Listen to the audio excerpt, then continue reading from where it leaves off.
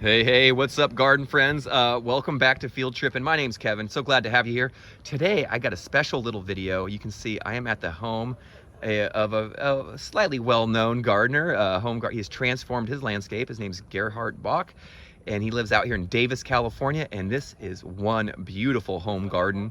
He has transformed it from a traditional landscape with, a tree, some shrubs, and some lawn into this incredible oasis. I mean, there's tons of cacti, tons of succulents, plenty of flowering perennials that look just absolutely incredible. And so I'm going to take you on a little tour and show off his garden. I was just here recording an episode for the Green Acres Garden podcast. Please give it a check if you're into gardening and growing. So we had a great little interview with him, but I wanted to also show a video of this beautiful garden that he's created. Wonderful landscape transformation where he's created a lot of topographic contouring and some hills and created some elevation changes. Beautiful fence around it with this beautiful border plant garden right there that you've seen. And look, there's no shortage of blossoms, plenty of food for the pollinators. And so let's go ahead and just peek inside here really quick, and I'll show you. This garden isn't even a massive landscape, but it is what it lacks in size, it makes up for in just sheer biodiversity and beauty. That there's so much going on in this garden. It is really beautiful. Look at, got some pretty sweet garden art as well. And because but here, I saw that garden, it's like, oh my God, you can hear Gerhard. He's stoked. He's fired up. And of course, Very passionate home grower, super knowledgeable. I got to learn so much from him today.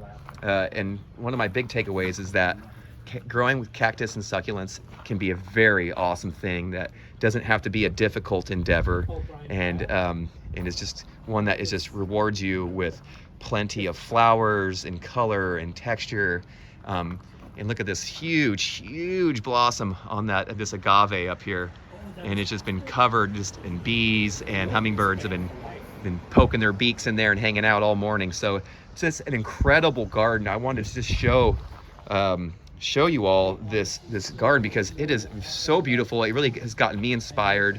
There's some palms, there's a little sago, but you can see these beautiful plants, and there's a little trail he's crafted through his landscape. Yep, here's some hummingbird sage, and they are really remarkable plants. He's a bit of a plant hunter. Gerhard hunts all throughout the country and the world looking for plants to go in this beautiful garden, like this cool metal flower box here, and it is just tons of rock and gravel. And he was saying that he top dresses with this gravel, but the plants are actually planted in a nice, very well draining actual soil mix that he's kind of crafted. And so the plants are in dirt, but then they're surrounded by this rock and gravel to protect them and to kind of lock everything in place. Oh, look, there's a lizard right there. You see that lizard? Look at that. He's definitely, if you're gonna be a lizard, this is the spot to be, because there is plenty. But one thing I want to show you is that cactus aren't just cool to look at for being unusual, but they also have very beautiful flowers, and they're very, look, there's a little baby lizard. God, they're so fast. They're very beautiful, and they're ethereal, they're short-lived, they're kind of magical in that way, so you got to just appreciate them while you can.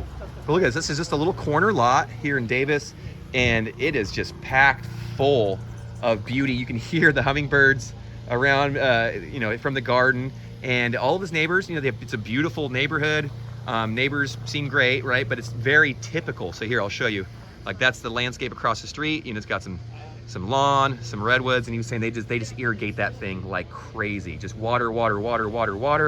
And Gerhard, if anything, he loves to save water, and he loves to not have to just drench his landscape day in and day out. He said he's on about a 10-day cycle right now. The plants get watered about every week and a half, and they are thriving. They're doing really good. I wish I should have showed you this tree in the beginning. That there's a vitex back there, and you see that one's covered in blue, the top left there. It is just an awesome plant. The thing was covered with so many bees that we could hear it in the audio as we were recording. They were just buzzing around. He has some really interesting species and varieties that I want to show you. And so I couldn't help it. Like, we record our own video. So if you want to check out the Green Acres Nursery, their channel on YouTube, you'll find the full video there once it comes out, and you might see a little bit more and learn a little bit more from Gerhard himself. But I just couldn't help it. I had to show this off. Look, this is called Monkey's Tail right here. Let me see if I can get that in view. And that is, I mean, you can see how it got its name. It looks like a big old hairy monkey's tail. And so he's got plenty of plants that are in containers ready to rock. So as those agaves bloom, they bloom, they put all their energy into that blossom spike, and then the plant will die, and then he'll dig it out, and then he'll replace it with something else. And so it's kind of fun to watch these plants grow, because there's just so much going on with them. But what do you think, folks? Are you gardening with succulents and cacti? Have you ever thought about it? What are your thoughts on cactus and succulents? Please let me know in the comment section below. If you have any tips or tricks that you like to do that helps with the health of your landscape when it comes to gardening with with cacti and succulents, let us know. I mean, Gerhard was saying that he loves to get ideas from other gardeners and growers and landscapes, and so as do I. And so please let us know in the comment section what your thoughts are of a landscape like this. Now, there are some plants that are pokey, but for the most part, not too bad. You know, I've been walking through the landscape, and as long as you don't reach out and just grab something, you're usually pretty good. There's plenty of things that are smooth, so if you're into touching plants, there's no problem there. But yeah, I just had to document this. It is such a beautiful landscape. He's been working on it for about 10 years, give or take, more or less, and he says that it has changed so much each and every year, and even through the seasons as well. So he does a lot of editing in your landscape, which I recommend people do if plant's not doing well, or if something's going on in the landscape and you just don't like it. Don't be afraid to make a decision, pull something out, put something in, edit. That's how if you were writing something down and creating something, you have your first draft, your second, you just keep going. And the same with gardening. And I like Gerhard's attitude. He's like, it's never ending. It's something he's always kind of playing with, fiddling with. But what's nice is that he said, compared to even the traditional landscape that he had, this landscape doesn't really require a whole lot of time from him. He does put some work in, and you can see that work is paid off, but it's not like day in and day out, day to day, week to week. The garden is established, so it's really just little things here or there that he has to do to make it all work. But he said it's actually a relatively low maintenance landscape, and that's why he loves it so much. He barely fertilize. He said he'll fertilize a little bit sometimes when he first plants, and that's about it, because these plants they don't feed too heavily, and they can survive really well off off poor soils to a degree.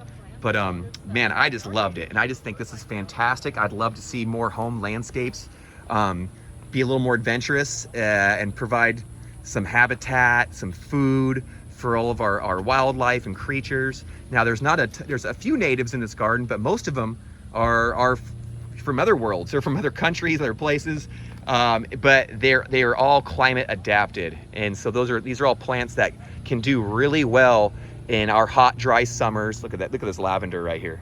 I wish you could smell this right now. It's this variegated lavender. Oh my gosh. Oh, OMG. Oh my garden. It smells heavenly. And so some of the things I like is a lot of different textures, a lot of different colors.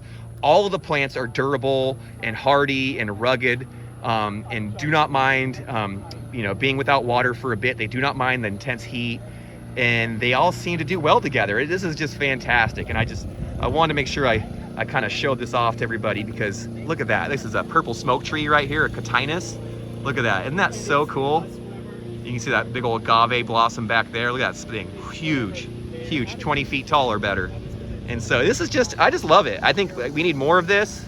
He even has some shrubs in there, like I said, the Cactus, and you can see right here there is what is it, a manzanita, Arctostaphylos, and he's got several varieties, and they really look different. Even though they're all Arctostaphylos, they look really unique. There's a really cool leucadendron right here that I just had my eye on it because it just kind of stands out amongst the green.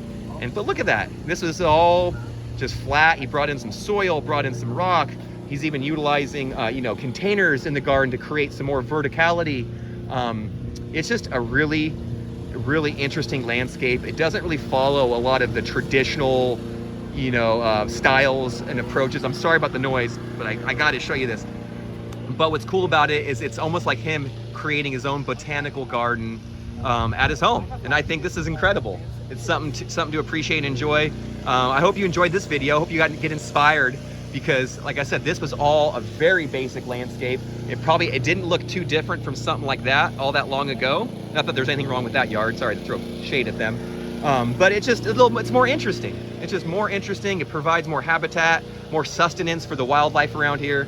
And I think it's just absolutely incredible. Look at that. And look at all the colors, the textures, the height variation. Yeah, he's done so many great things here. And I think, I mean, my hat's off to him. He's got a blog about this. So I'll have to see if I can link that in the description below. But yeah, Gerhard Bock, man, Succulent Cactus King. He is doing it right here. And it all just started with just a desire to kind of do something new and do something different.